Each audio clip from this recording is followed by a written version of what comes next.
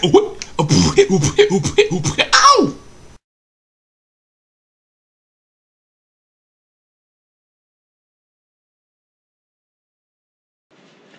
Greetings, YouTube. This is DecKrash, better known as Brandon. Alright, as promised, I was going to give you another book review. This is one that I've been wanting to do for a while, next to another that is still coming, and really, I guess I've just been lazy. I am so terribly sorry. Anyway, for those of you who grew up in the 90s, you probably remember a very popular series of video games called Myst. Well, the very first video game was called Myst. Then came the sequel, Riven. The third was Myst 3 Exile. Then, all of a sudden I'm blanking on what the fourth one was called, and I have it, and I just can't really remember. And then you have Myst 5, and that's End of Ages. And, of course, the MMO spinoff that was... and there was Myst 4 Revelation, excuse me, Myst 5 End of Ages. And of course the spin-off, which was called Uru Ages Beyond Myst. And I know that some of y'all are probably thinking, oh man, he's going to be reviewing a series of books based off a video game. This is special. You see, Myst was a very phenomenal game. It was this particular type of game was kicked off as a subgenre of gaming that was very, very popular. It was a full exploring, you would explore a full world, but it was a point-and-click adventure. You would use your mouse to move around, turn around, and look around, and click on various things to operate them, take them, grab them, all that kind of stuff. And you were fully interactive with the world, and each game got progressively better at making it more immersive. But not only that, but the storyline of Myst was incredible. In the first game, you find a book that is entitled Myst, and at the final page of it, the final page of the book is alive, or it looks like a TV that shows an overview of a strange island with all kinds of strange devices on it. And then when you touch that final page, you are suddenly sucked into the book and transported to the island. And it is up to you to pretty much figure out what is going on. And as you play that first game and you uncover the various clues that you just pick up, and most of these clues are stuff that you gain by logical reasoning. And throughout the game, you uncover a terrible betrayal that happened to a man named Atrus, involving his two sons, who you meet who are trapped in two books. The sons' names are Cirrus and Akinar. They have their own story to tell, and as you progress more and more in the game, their messages get more detailed and much clearer because each book is kind of staticky. But in the end of the game, the question is one of, who do you trust? I'm not here to review the video games, and I'm not here to reveal what happens. If you're very interested in seeing this, I highly recommend you go and seek out Myst and its sequels. It's a very rewarding experience if you like a game that's just very immersive and just you play at your leisure and really has cool puzzles that will keep your brain really working to try to figure out where you go from here. It's an amazing series of games. Now, the games became so popular and had an amazing storyline involving them that the creators, Robyn and Rand Miller, decided to create books that gave more to the story, that helped the people who were really big fans of Myst to better understand what was going on. And this is where I come in. These are the three books that I'm talking about. The first is Myst, the Book of Atrus. I'll show you that. And this isn't a real binding. How I wish that it was. It's really more just a decoration on the hard cover, as you can see. Then you have Myst, the Book of Tiana. And yes, these symbols all have a purpose. They're actually symbols of a civilization called the Dunny. I'll tell you a little bit more about it in a second. And third, Myst, the Book of Dunny. Now, The 3 books, like I said, bridge the first 3 games. Well, really, yeah, really the first 3 games together. Myst, Riven, and Exile. Mystery Exile. Now, the first book is really cool. You meet Atrus in the first Myst game. I'm not going to tell you how or why. But you learn a little bit about him and are taken to a place called Dunny. Now, it's kind of funny as this. In the game, Dunny, if you look at the credits, is spelled D-U-N-N-Y. But later on, Robyn and Rand Miller kind of retcon it, and they spell it D''N''I. And there's a reason for this. The Dunny are a very ancient civilization. I'll tell you a little bit more about it in a second. Myst, the Book of Atrus, tells about Atrus's childhood with his grandmother and then his father. Atrus was born to a woman who died in childbirth, and his father just abandoned him. His father's name was Gen, and he was left to be cared for by his grandmother, Anna. And Atrus is a very bright boy, and Anna encourages a lot of his explorations of the crag in the desert, which is their home.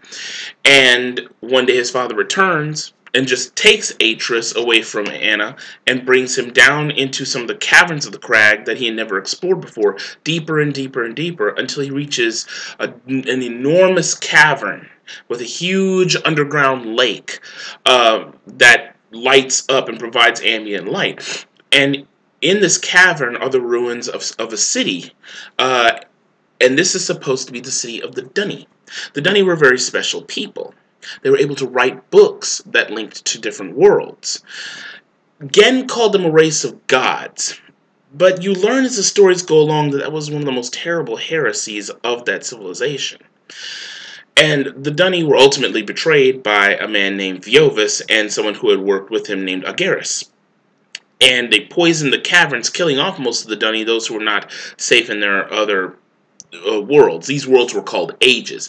Now, the reasons why they were called Ages was really cool. The Dunny believed that the worlds that they linked to were worlds that exist, have existed, or will exist. And it was an infinity of possibility, and the Dunny called this the Great Tree of Possibility.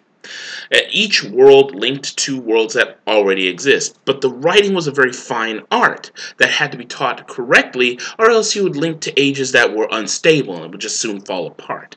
Because the writing that you did was not very good, linked to a world that just was in the process of falling apart. But yet, interestingly enough, the Dunny never believed that they were creating these worlds. They believed they were linking to already existing worlds. It was kind of funny when I was growing up. I actually sent a question to Robyn and Rand Miller about that because of how things were read in the book. And they pretty much told me that was what the whole deal was, because in the Book of Atrus, Atrus is taught by Gen how to do this writing, or at least as Gen best knows it, and you find out later on that Gen is really not very good at it. As a matter of fact, Atrus surpasses him in this, and this causes Gen to become increasingly jealous to the point where he reveals a little bit more of his, well, insanity. He's lived practically alone all this time trying to learn an art that he was going to be taught when he was young, but never had the chance to because of Dunny's destruction. And interestingly enough, Gen blames Atrus's grandmother for the destruction of Dunny.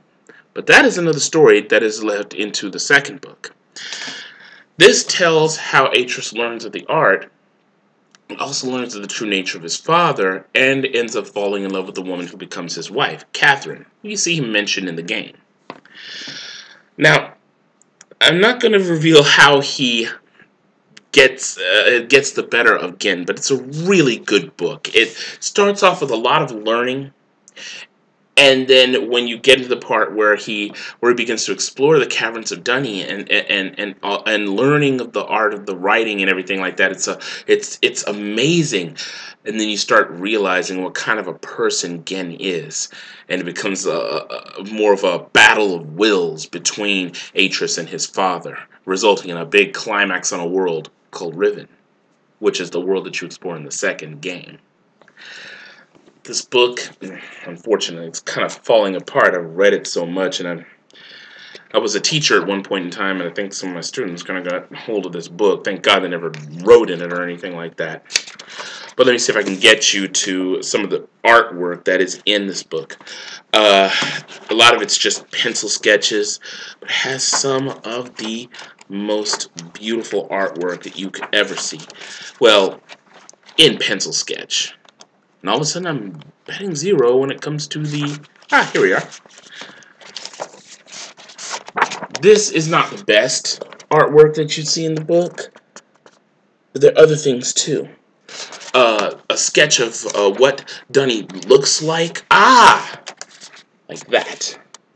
The great arch and how the city is made. It's got a lot of really cool artwork in it and a wonderful story. And this cool thing, because this is a story that takes place before Myst, and it ends with the big iconic saying that begins the game of Myst. And I can even quote it verbatim. I realized from the moment I fell into the fissure that the book would not be destroyed as I had planned. It continued falling into that starry expanse of which I only had a fleeting glimpse. I've tried to speculate where it might have landed, but I must admit that such conjecture is futile. Still, the question of whose hands may one day hold my Myst book are unsettling to me. I realized my apprehensions might never be allayed, and so I closed, realizing that perhaps the ending has not yet been written. It's a very cryptic way to begin the first game, and that's where you find that at the end of this book is that saying. Don't want to tell you too much about it, but it's really cool. And it actually is a connection between that and the second game. Now, the second book, the Book of Tiana, goes even farther into the past, telling Anna's story, how she found her way into Dunny, and how she shakes up Dunny's civilization because they never knew that there was life up on the surface of this world that they existed. And the thing is that it turns upside down the way that Dunny thought that things were. You see, they connected to many, many, many different, well, ages, as they called them, using their art. However, some of these ages were inhabited by people, but they were all primitive. This is the first time they meet a woman who is just as quick-witted and intelligent as any Dunny.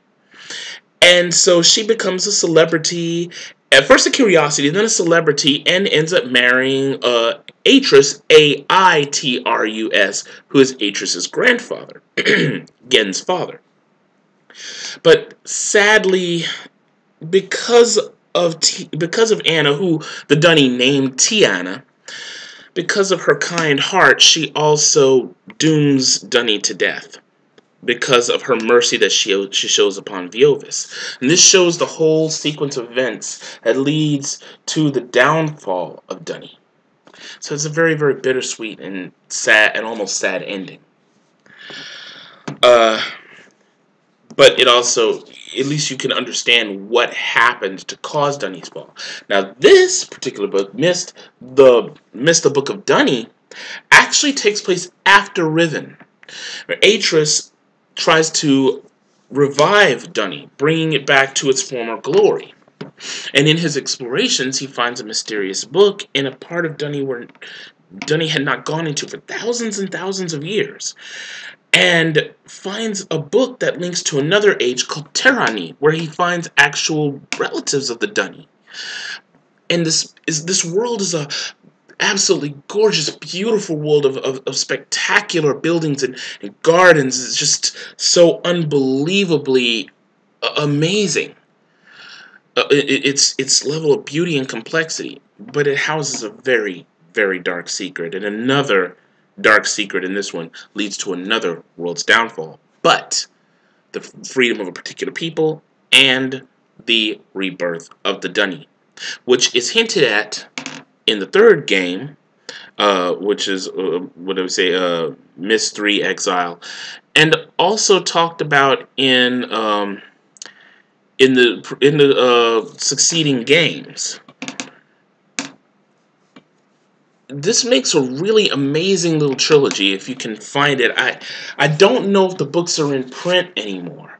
But I got the hardback because I was a huge fan of the Myst game. And when I saw this, I'm not going to lie. It was one of those things, you know, that as a nerd, makes you almost want to wet your pants with excitement. I have to admit that was kind of how I was, and then I learned that they were making 2 other books, and I was just like, oh, I was so excited. I remember looking up this information, just so ready to dive into each book every time I got it. These books told amazing story to a very amazing series of games. I've only played up to the 4th Myst game and had not played End of Ages either. But I have played the first 3, and they're very good. And these books are incredible. If you're looking for something different, and don't let the fact that it's based off a series of video games turn you off. Each book has an amazing story to tell, has wonderful artwork. The second book actually came with a map of Dunny. And the cool thing about this is that there's a lot of world building here. Robyn and Rand Miller had thought up the Dunny civilization and the story and did a fantastic job with creating a language, a writing style. You can actually still go on the internet and look up websites made by fans of the Dunny. And written like in the Dunny language, talking about all the aspects of Dunny civilization. It's quite amazing, actually. And quite fascinating to see just how much fandom a lot of people devote to this old series of games. And like I said, the Myst game is really easy to find. I mean, they released it on computer, on consoles, even have it like on the Nintendo DS. And I think that's also the same thing with Riven. The other games you could probably find computer versions, shouldn't be too hard to find. These books probably you may be able to find in secondhand stores, and if it's still in print, you should be able to find them. Though I'm almost certain that now they're only available in paperback. These hardcovers were kind of, I think they were kind of limited, though I'm pretty sure they're still available in other places. I'll go ahead and look on Amazon.com for those of you who are interested, and I'll leave a link down in the doobly-doo to show you where you can find them. And that's a really good little trilogy that I really enjoyed reading long ago, and I highly recommend it for you. Next up, however, is something that I've really been waiting to do for a very long time. And this time, I promise you people, I'm not going to be so lazy as to not do it. I will not have you waiting for months and months and months for another book review. So, until next time, everyone, this is DecKrash, better known as Brandon. Oh, and as always, like I said, comment, rate, subscribe. Just keep it civil. As always, everyone, stay lucky and stay blessed. Take care.